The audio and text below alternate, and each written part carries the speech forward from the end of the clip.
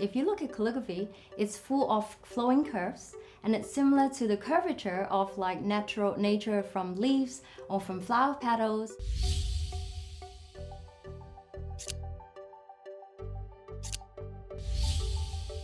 Hi, my name is Kalo. I'm a calligrapher in Hong Kong. I specialize in Western dip pen calligraphy.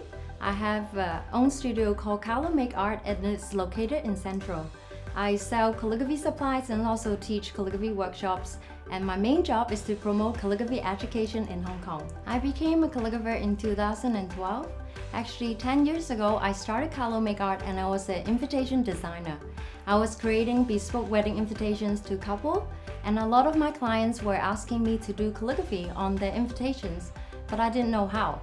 So a year later, I came across a calligraphy book and I bought the supplies and I started learning calligraphy from the book. Calligraphy is actually a visual art form that showcases the beautiful curve of writing, and it requires writing equipment such as a pen holder, a nib, paper and ink. As a calligraphy teacher, what I enjoy most is to see the sparkles in the eyes of my students. When they are learning, I get very excited because I was able to share with them my passion and also inspire them to write. The most challenging to teach is when I see students struggle or when they are pushing themselves too hard at the first workshop. I always remind them that calligraphy is an art that requires time and patience in order to perfect. I get my inspiration mostly from historical calligraphy. When I was at university, I studied fine art history, and I was always fascinated with the art of history. And for calligraphy, I like to look at the stories of old master penmen and also study the calligraphy samples, and then I'll get inspiration from these. So when a client requests a brief, or if I'm doing a calligraphy project for myself, I usually started by planning.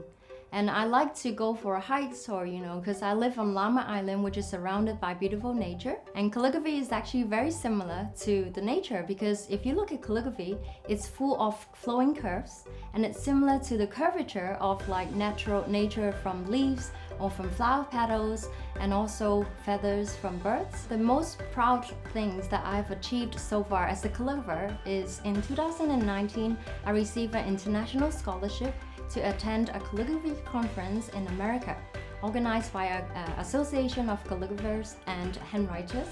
And in the next year, I also participated in the examination and I passed, and I also got awarded a certificate in engrossed script, which is a style that I have been practicing for many years. My tip for beginners is to find a good teacher to help them, to guide them on some great foundations. The second tip that I want to give to beginners is to keep the practice sheets, because it is the only way to keep track of your calligraphy practice.